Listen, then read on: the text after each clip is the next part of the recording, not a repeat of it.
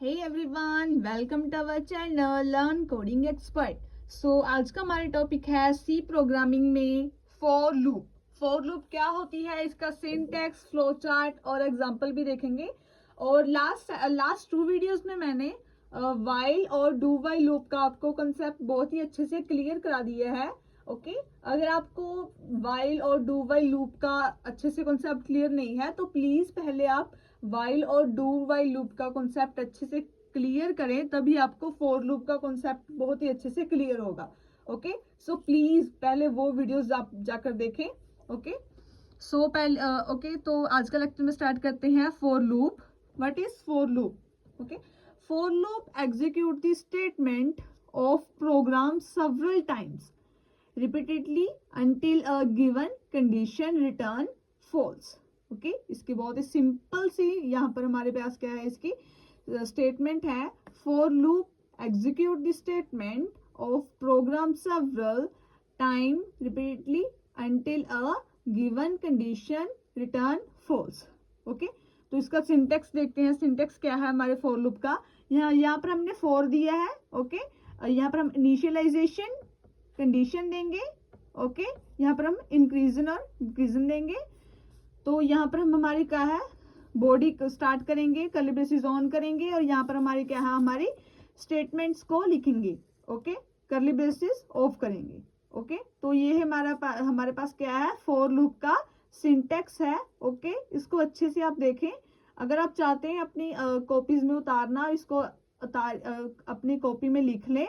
Okay तो आपको बहुत अच्छे से समझ लगेगा। ओके आप while, do while, for while loop जो भी होती हैं, इसका आपको सिंटैक्स आपको बहुत अच्छे से याद करना है, क्योंकि एग्जाम में सभी पूछ लेते हैं, जो एग्जामिनर होता है, कि सिंटैक्स क्या है। क्योंकि प्रोग्राम तो थोड़े लंबे चले जाते हैं, रेदर देन हमारे पास स्मॉल प्रोग्राम्स भी होते हैं, एग्जाम्पल्स होती हैं प्रोग्राम्स की।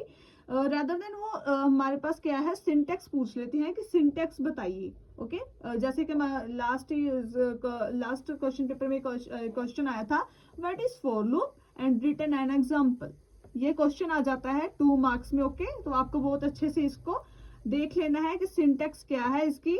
ओके तो आगे हम इसका फ्लो चार्ट करते हैं।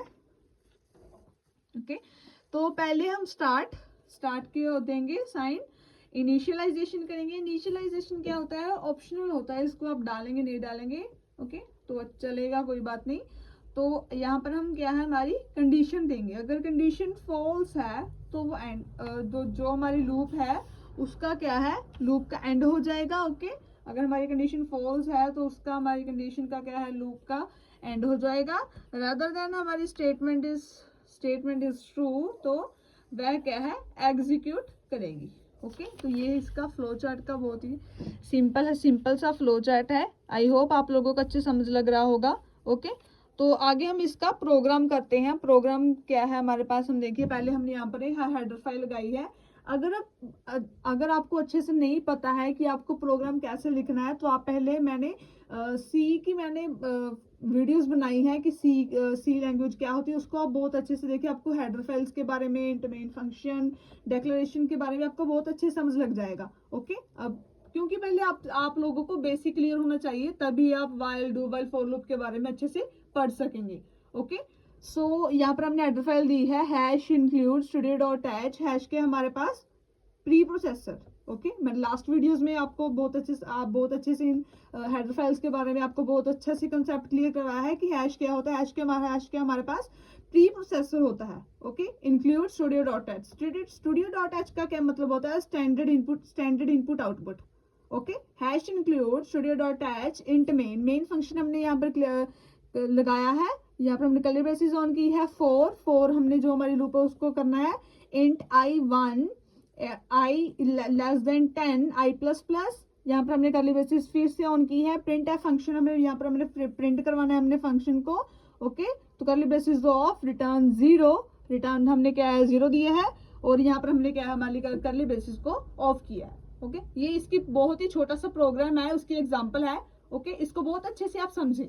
अगर आपको इसके बारे में बहुत अच्छे से समझ लग जाएगा तो आपको अपने एग्जाम में फॉर लूप के बारे में या फिर वाइल, डू वाइल लूप के बारे में लिखने से कोई भी दिक्कत नहीं होगी। आप बहुत ही अच्छे से आप समझ सकते हो। ओके अगर आपको फॉर वाइल लूप के बारे में नहीं समझ लग रहा है तो पहले आप पिछली वीडियोस को देखें, वाइल डू वाइल लूप को देखें, आपको बहुत अच्छे समझ लग जाएगा कि फॉर वाइल लूप क्या होता है। ओके तो मैं सभी स्टूडेंट्स को यही कहती हूँ कि पहले आप पिछली वीडियोस को अच्छे से देखा करें, तभी आपको अच्छे समझ लगेगा कि वाइल, जैसे कि आपने वाइल लूप के बारे में नहीं देखा तो आपको फॉर वाइल लूप के बारे में क्या समझ लगेगा। ओके ऐसे कि आपने फॉर वाइल लूप को नहीं देखा तो आपको अच्छे से समझ नहीं लगेगा। ओके सो पहले आप पिछली वीडियोस को जरूर देखें ताकि आपको बहुत अच्छे समझ लग सके। तो ये था हमारा आज का फॉर लूप का कॉन्सेप्ट। ओके आई होप आप लोगों को अच्छे समझ लगा होगा और आप अपने एग्जाम में बहुत अच्छे से, ये सिंपल सा होता है मेरा, तो इसको बहुत अच्छे से आप लिखें। ओके आई होप आप लोगों को समझ लग गया होगा। अपने फ्रेंड्स को भी शेयर करें और चैनल को सब्सक्राइब करें। Thank you.